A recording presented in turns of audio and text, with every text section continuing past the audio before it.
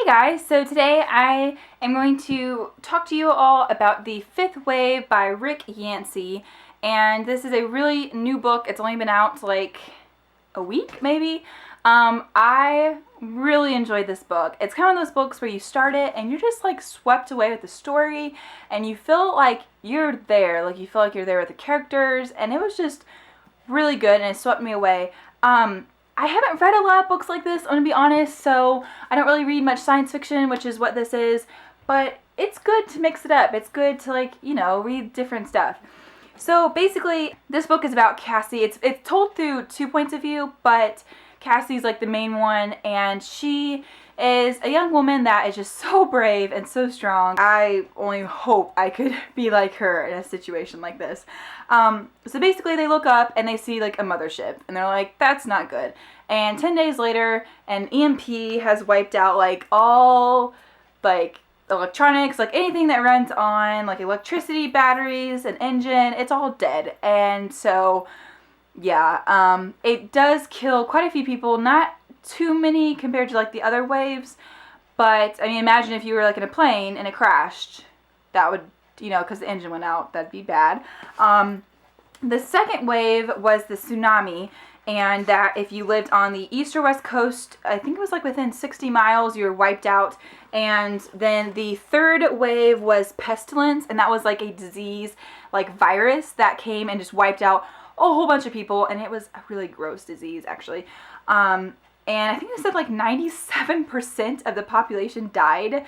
So yeah, and then the fourth wave is silencer. And basically, imagine a bunch of dots on a map, and those are the remaining survivors through the first three waves. And then now these silencers are basically going out and picking them off one by one.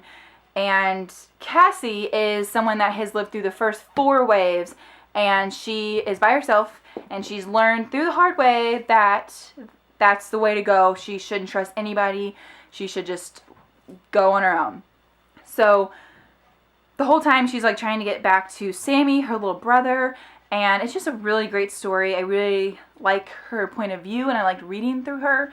The second point of view is through like more of a soldier's type, like a war kind of deal, and it was really good too. It just very, very different. I gave it a 5 out of 5 on Goodreads. It seriously is so good. It has everything. It's got action. There's even a little bit of romance in there, which I really enjoyed. Try it. Just go read it and then come back, because we're going to talk about the story now in detail.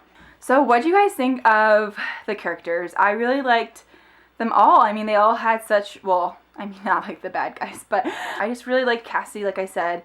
And I did really like Evan, and it's weird because at first I was so like paranoid of him, and I was like, oh my gosh, I don't think this is some random guy in the woods that's trying to help you. I think he is the silencer and you're going to die. And I was like so super scared for her, and it was gonna be bad. And then turns out it was okay though. Like, did you guys think he was the silencer? Because like I thought from the beginning he was, but then it just seemed very counterproductive to like heal the girl you're trying to kill. So kind of was thrown off for a while. I think that was like the point. But I really like how it came around to the ending, and I really like how he basically saved the day, and I like how he like knocked and she's like, you can come in, Evan. I really liked Ben's point of view, and it was just very like sad to read about this boy that used to smile all the time, and now he's like this cold-hearted soldier. He's Sergeant Zombie. That's like an insane name. Unbelievable the odds that Sammy wound up in his care, and I'm super glad he did though. And I really liked our Nugget. I really liked the zombie Nugget relationship, and I just thought like that was so cute. I'm super glad that he had been there to protect him. The whole part with Ben's story of like with Ringer and how like the eye thing and like he took it off and the head was, I mean, that was just crazy, because the whole time I kept trying to figure out back and forth, like who is who is good, who is bad. And then, oh, just dang, it was so like, what is he going to do? What is he going to do? And I can't believe she shot him, by the way. But Vosh hasn't come into him, by the way.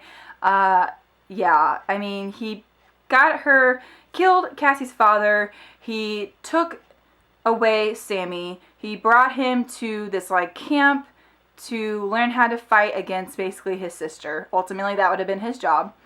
Because if Sammy would have come across Cassie later on, her head would have been infested and he would have been told to kill her, which is just, yeah. So I hate Vosh, and I don't even know that's how you pronounce his name. That's just how I've been pronouncing it.